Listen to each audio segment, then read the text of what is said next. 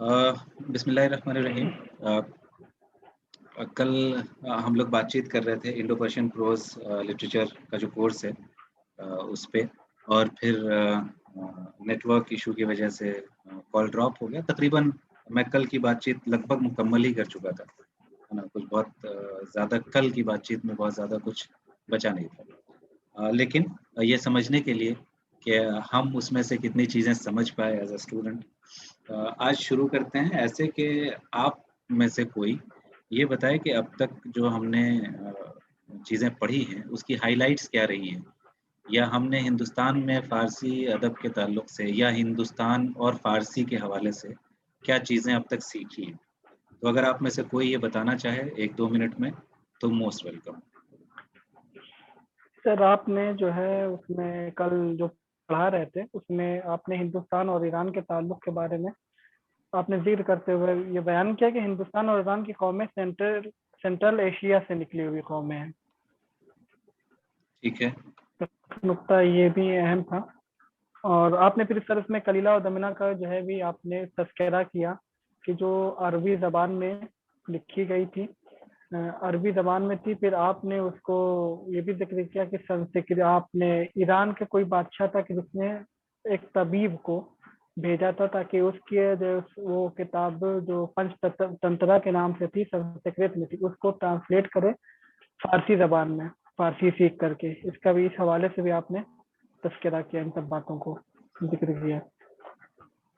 अच्छा, तो और कोई बात खातिर ख़्वाह जो मैंने बताई हो, जो आपके ज़हन में हो इस वक़्त? कनीज़, आप कुछ ऐड करना चाहेंगी?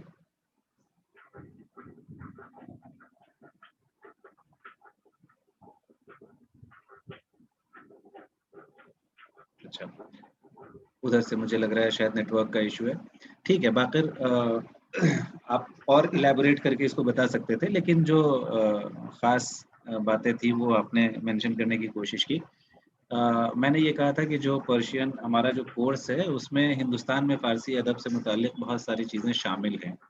और जो उसका पहला यूनिट जो हम लोग कवर करने की कोशिश कर रहे हैं, उसमें एक तरह से अ,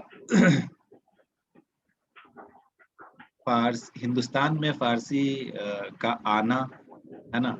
फिर गज़नवियों, गौरियों, लोदियों के ज़माने में उसकी क्या कैफ़ियत रही, फिर ममलूक्स यानी स्लेव किंगडम के ज़माने में क्या हालत रही उसकी। ये एक उसपे एक उमूमी बहस जैसा एक चैप्टर है। उसको समझने के लिए हमें इंडो-ईरान रिलेशंस को समझना होगा। ख़ास तौर से इंडो-ईरान के लिसानी ताल्लुकात, लिंग्विस्टिक रिलेशन को और लिटरेरी एक्सचेंजेस को। तो before coming to the original text section, है ना, जो अगले 2-3 यूनिट में कुछ हमारे टेक्स्ट शामिल हैं। मैं उसको स्क्रीन शेयर करके अगर आपको 1 सेकंड के लिए दिखाने की कोशिश करूँ तो आपको अंदाज़ा होगा। मैं ये शेयर स्क्रीन कर रहा हूँ आपके साथ, और ये आप देख पा रहे होंगे कि हमारा जो ये कोर्स है, ये पर्शियन लिटरेचर ड्यूरिंग गज़नवाइट्स, घोरीज़ एंड लोदीज़, और फिर development of Persian literature in India under सल्तनत एंड मुगल। ठीक है? तो ये पूरा का पूरा प्रोज़ की जो कैफ़ियत है, उसको समझने से पहले जो एक उमूमी बातचीत है, उसको हम लोग कवर करने की कोशिश कर रहे थे। और उसमें अगर आप आगे जाएँगे तो फिर बहुत अहम किताबों के मतन आपके निसाब में शामिल हैं। है ना? जैसे तबक़ात नासिरी है, जवामिउल हिकायात है ना? फिर अनवार सुहैली और जहांगीरनामे, ठीक? और उसके आगे फिर जाएँगे तो ख़ुतूत ग़ालिब और मकातिब आलमगीरी, इस तरह की चीज़ें आपके निसाब में शामिल हैं, वो टेक्स्ट है। अब ये बड़े-बड़े मतलब ये बड़ा नाम है, ये बड़ी मतलब फ़ारसी अदब की शाहकार किताबें हैं, और ये तो कुछ नमूने हैं, मतलब these are just few examples, है ना? वैसे बहुत सारी किताबें हैं। अगर फ़ारसी अदब के हवाले से हम हिंदुस्तान के में फ़ारसी अदब का मुताला करने की कोशिश करेंगे, तो जैसे तज़किरे की किताबें, तसव्वुफ़ की किताबें, इन सब का ज़िक्र आएगा, और बहुत बेहतरीन किताबें लिखी गई हैं, बिल्कुल शुरुआती दौर में। कश्फ़ुल महजूब के बारे में मैं बार-बार ज़िक्र करता हूँ, है ना?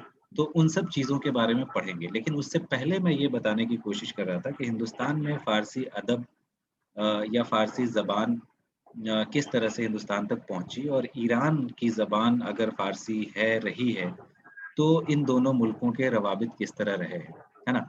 और उसी में आपने बिल्कुल सही शुरुआत में ये बातचीत की जो मैंने बताने की कोशिश की थी, उसमें आपने तारीख़ी जो जोग्राफ़ियाई, तारीख़ी और सक़ाफ़ती जो पहलू है उसका आपने ज़िक्र किया, है ना? मैंने अपनी बातचीत में हख़ामुनशियों का ज़िक्र किया था, उसके ज़माने में की कुछ चीज़ें एक्सचेंजेज़ का ज़िक्र किया था अपने लेक्चर्स में। और फिर ऐसे करते हुए हम उस जगह पे पहुँचे थे जिसका ज़िक्र आपने बाद में किया, कि ये जो ट्रेडिशन है, कलीला व दमना जो फ़ारसी में आई है ना? उसका जो ट्रेडिशन है वो बेसिकली इंडियन ट्रेडिशन रहा था, और हम वहीं बातचीत कर रहे थे, और हमारी बात वहाँ मुकम्मल अभी नहीं हो पाई थी कि हमारा लेक्चर वो ड्रॉप हो गया था। तो मैं उसमें से जो चीज़ बता रहा था आपको कि उसमें अनुशेरवान है ना? अ, का ज़िक्र आया था कि फ़ारसी का ईरान का एक बादशाह था अनुशेरवान, जिसने अपने एक तबीब को, जो उसके यहाँ का बहुत बड़ा फ़िलॉसफ़र भी था और हकीम भी था, तबीब भी था, जिसका नाम बुर्ज़विया था, है ना? उसको भेजा था उसने, ठीक है? और मैं उसमें से एक टेक्स्ट आपके लिए मतलब पढ़ भी रहा था, और फिर मैंने ये भी बताया था कि किस तरह से अ, मतलब इसी के नतीजे में किस तरह से वो यहाँ आया, और फिर ये है। तो मैं उसका जो अरबी एडिशन है, जो तर्जुमा हुआ था, इब्न मुक़फ़्फ़ा ने जिसका किया था, तो उसमें था जो मैंने कल भी पढ़ा था, मैं उसको दोबारा पढ़ के आपको बताने की कोशिश करता हूँ। No one could get a clue to it until the 6th century AD when the throne of Persia passed to Kisra Anushirwan, है ना? During this period, once only was access had to it when it had translated into Tibetan language, है ना? ये उस तरह से बताने की कोशिश करते हैं, ठीक है? फिर ये है कि उन उसने किस तरह से एक अपने तबीब का इंतख़ाब किया। वो कहता है कि the news of this book reached his years, मतलब अनुशेरवां को इस किताब की खबर पहुँची, and so he consulted his country courtiers on the problem of finding a man who could be sent on this enterprise, one who should be well versed in Sanskrit and Persian. तो वो ये कहता है कि एक ऐसे आदमी को भेजा जाए जिसको संस्कृत और फारसी दोनों की समझ में आए, है ना? And be sound student of philosophy, और ये भी शर्त रखी कि वो जो है एक फ़लसफ़े का अच्छा जानकार होना चाहिए, ठीक है? तो फिर उन्होंने इंतख़ाब किया किसका? बुर्ज़विया इब्न अज़हर नाम के एक शख़्स का इंतख़ाब किया, और एक और इम्पोर्टेंट बात जो वो अ, एडिटर लिखता है वो ये कि अनुशेरवान then divulged to him the secret of his desire for this book and urged him to secure a copy thereof and also of other sciences of India which he could obtain access to and of which nothing then existed in Persian language। अब ये देखिए, ये जो अभी मैंने आपके सामने text पढ़ा है उसका अंग्रेजी ट्रांसलेशन, ज़ाहिर है ये अरबी में, मैंने बताया था कि अरबी में तर्जुमा हुआ था, और उसका जो एडिटर जो मुकद्दमा लिखता है उसमें जो बातें लिखी थी उसने इससे मुताल्लिक़, उससे ये कह रहा है कि उसने मतलब उसके सामने अनुशेरवान ने बुर्ज़विया के सामने अपने इस ख़्वाहिश का इज़हार किया, है ना? कि उसको जो है हिंदुस्तान जाके इस किताब की एक कॉपी लेनी चाहिए, और न सिर्फ़ ये कि उस किताब की एक कॉपी अपने पास लेके हासिल करनी चाहिए, बल्कि ये भी कि अ, ऐसी साइंसेज़ का, ऐसे उलूम का की जानकारी भी वो वहाँ से यहाँ लेके आए, है ना? जिसका कि अ एग्ज़िस्टेंस पर्शियन लैंग्वेज में नहीं है, ठीक है ना? मतलब ये कि इससे ये पता चलता है कि बुर्ज़विया के बारे में ये रहा होगा कि उसको संस्कृत आती रही होगी या जाके उसने संस्कृत सीखा होगा, है ना? और फिर ये भी कि ये जो इंस्टिंक्ट है, मैं देखिए मैंने 2 बातें अर्ज़ की थी आपके सामने कि कोई भी ज़बान जो है किसी जगह पे कैसे फैलती है, या उसके ज़बान के अशात में या उसके प्रमोशन में क्या चीज़ें इम्पोर्टेंट होती है। मैंने हमेशा से ज़िक्र किया है कि रूलिंग क्लास का रोल और रिलिजन का रोल बहुत सिग्निफिकेंट होता है उसमें, है ना? तो अब ये रूलिंग क्लास जो अनुशेरवा है वो खुद देखिए कह रहा है कि आप जाके हिंदुस्तान से ऐसे उलूम हासिल करो जिसका कि फारसी में कोई तस्करा नहीं मिलता है, ठीक है? तो ये अर्ज है कि और संस्कृत का नॉलेज होना चाहिए। उसको पता था कि यहाँ पे संस्कृत तो नहीं, अब लगभग प्राकृत जैसी लैंग्वेज यहाँ पे संस्कृत जो है वो बहुत ख़ास तबके तक लिमिटेड थी और प्राकृत जो है वो यहाँ के आम लोगों की ज़बान हो गई थी। ठीक है? Burzvia set out on his journey with 20 bags of provisions in each of which there was 10,000 dinars until he arrived India. तो मतलब इस बात का भी ज़िक्र है कि किस तरह से बुर्ज़विया जो है वो यहाँ पहुँचता है और कितने उसको लवाज़िमात फ़राहम किए थे बादशाह ने, उसका आप अंदाज़ा लगा सकते हैं कि उसको लगभग 20 बोरियाँ भर के प्रोविज़न्स दी गई और जिसमें से एक-एक बोरी में 10,000 दिनार से ज़्यादा उसको देके यहाँ पे भेजा गया। ये सब डिस्क्रिप्शंस हैं, ठीक है? Here he used to sit in the company of learned and sought to find out favorite of the king and his chief associates from among the learned and the philosophers, and he made them understand that he was a stranger who came to their cities for the purpose of acquiring their knowledge and literature, and that he needed to help and support. ठीक है? अब क्या कहता है कि यहाँ आके वो यहाँ के जो रूलिंग क्लास था उनके बीच में आया, उनके जो ख़ास लोग थे उनसे मिला और उनको इस बात का एहसास दिलाया कि वो यहाँ पे यहाँ का जो नॉलेज है, यहाँ का जो लिटरेचर मौजूद है, उसको समझने और उसको अपने यहाँ तक मुंतकिल करने आया है। ठीक है? और फिर इस तरह से वो उस किताब की तलाश में निकला और फिर उसको किसी तरह से वो किताब हासिल हुई और उसका उसने फ़ारसी या ईरान की जो ज़बान थी उस वक़्त की, उसमें तर्जुमा किया। अब मैं फ़ारसी की जगह पे ईरान की ज़बान जैसे टर्म का इस्तेमाल कर रहा हूँ, उसके पीछे वजह है। उसके पीछे वजह ये है कि जब हम ईरानी ज़बानों के इर्तिक़ा के बारे में पढ़ते हैं, तो आपको पता है कि ये जिस ज़माने की बात हो रही है, ये है ना? वो उस ज़माने में जो ज़बान है, वो पहलवी है ना? तो हम फ़ारसी ना कह के पहलवी में इसका तर्जुमा हुआ, ठीक है? और फिर न सिर्फ़ ये कि उसने इस ज़बान इस किताब का संस्कृत से पहलवी में तर्जुमा किया, बल्कि दूसरी किताबें भी वो अपने साथ इस यहाँ से लेके गया। ठीक है? इतनी बात समझ में आ गई? तो ये जब कभी भी आपको इसकी अब देखिए ये तो बिल्कुल फर्स्ट इंस्टेंस है जिसका मैं ज़िक्र कर रहा हूँ, है ना? ये बिल्कुल पहला एक तरह से इंस्टेंस है जिसका कि मैं ज़िक्र आपके सामने करने की कोशिश कर रहा हूँ, है ना? इसके बाद ठीक है? अ, मतलब हम ये समझने की कोशिश करें, ये इंटरैक्शन है लिटरेरी इंटरैक्शन और कैसे पंचतंत्र की जो स्टोरीज़ हैं या पंचतंत्र इंडिया की जो चीज़ें हैं, वो किस तरह से हिंदुस्तान मुंतकिल हो रही हैं और किस तरह से वहाँ के लोगों का इंटरेस्ट है यहाँ की चीज़ों को देखने और समझने के लिए, इसका मैंने ज़िक्र किया। तो ये चूँकि आपके इसमें पूछा भी जा सकता है, ये बहुत इम्पोर्टेंट सेक्शन होता है, तो उस सेक्शन की बात जो पंचतंत्र से रिलेटेड है, बाद में हम जब थोड़ा और आगे कभी अपने लेक्चर को लेके बढ़ेंगे, तो मैं आपको ये भी बताने की कोशिश करूँगा कि ये यहीं पे बात नहीं रुकती है। बाद में इस ट्रेडिशन को कायम रखा जाता है और अनवार सहेली जिसका आपके इसमें ज़िक्र है, वो भी इसी ट्रेडिशन का हिस्सा है ना? और बाद में फिर दोबारा मुगल पीरियड में भी इसके ट्रांसलेशंस किए जाते हैं इस ट्रेडिशन के, पंचतंत्र जैसी ट्रेडिशन। और भी बाकी लोग करते हैं, तो कलीला और दमना अनवार सुहेली ये उसी ट्रेडिशन का हिस्सा है। तो ये तो हुई एक बात, ठीक है? यहाँ तक क्लियर है बाकिर मियाँ, यहाँ तक की चीज़ें क्लियर है? क्योंकि लास्ट लेक्चर में ये वाला सेक्शन थोड़ा-सा रह गया, तो मैंने सोचा इसको आपको आज और स्पेसिफिक होके बता दूँ। तो यहाँ तक चीज़ें ठीक हैं? ओके। अ, इसके बाद हमें एक चीज़ और समझने की ज़रूरत है ना? अगर मेरे पास वर्ल्ड कोई मैप मिल जाता है ना? तो मैं एक चीज़ और बताने की कोशिश करता हूँ आपसे, है ना? अ,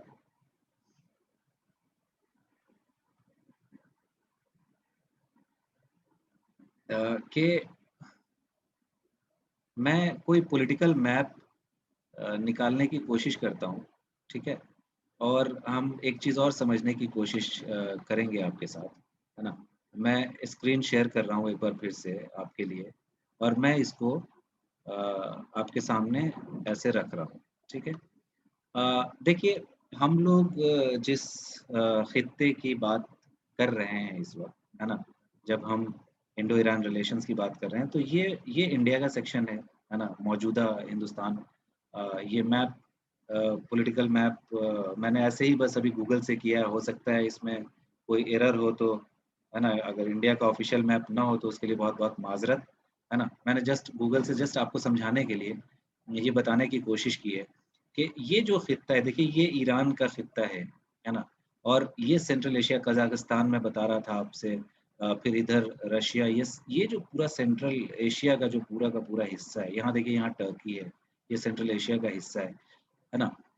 यहाँ से माइग्रेशंस शुरू हुए नीचे की तरफ और इधर से इस तरफ को अगर जो लोग गए, है ना? फिर ऐसे होते हुए यूरोप की तरफ और यहीं से नीचे की तरफ ईरान, अफ़गानिस्तान फिर इधर नीचे पाकिस्तान और फिर हिंदुस्तान होते हुए इस तरफ चले आए। तो इंडो एरियन रेस को समझने और हिंद आर्याई ज़बानें, हिंद आर्याई कौमों को समझने के लिए इस तरह के मैप से पढ़ने में हमें आसानी होती है। 2 बातें और अर्ज़ कर दूँ और फिर नेक्स्ट लेक्चर में हम इसी मैप को रख के आपको बताने की कोशिश करेंगे।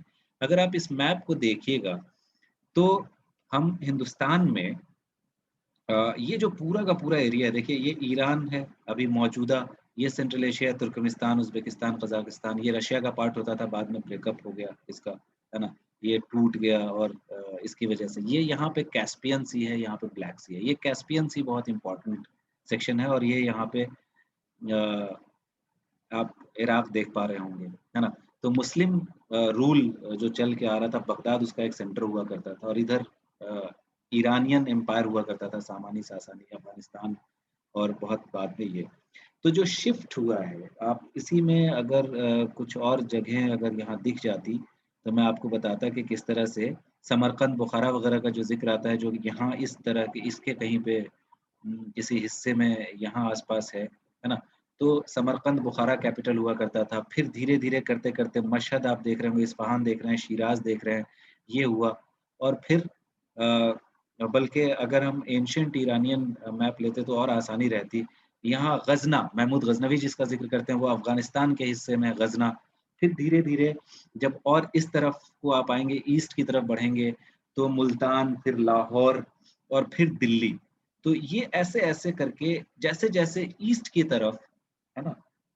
लोग बढ़ते गए एक्सपेंशनिस्ट होके और इधर का खित्ता कब्ज़ा करते गए, वैसे-वैसे कैपिटल भी एक तरह से शिफ्ट होता गया, है ना? एक ज़माना है जब दिल्ली से मुस्लिम हुक्मरान जो है रूल कर रहे थे और ये वो लोग थे जो आए थे इधर से, उनके एंसेस्टर्स जो थे वो इसी तरफ से आए थे।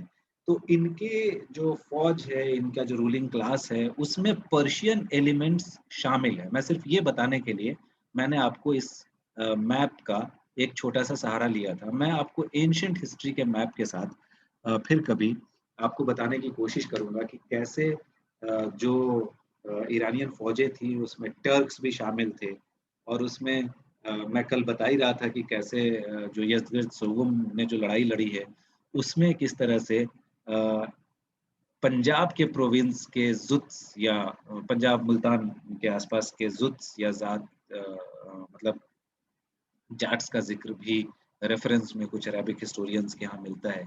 तो इस तरह से हम देखते हैं कि एक इंटरैक्शन जो है वो सेटअप रहा है और धीरे-धीरे कैपिटल जो है वो ईरानियन सबकॉन्टिनेंट की या जो उस साइड के जो रूलर्स हैं, है ना? उस तरफ के लोगों की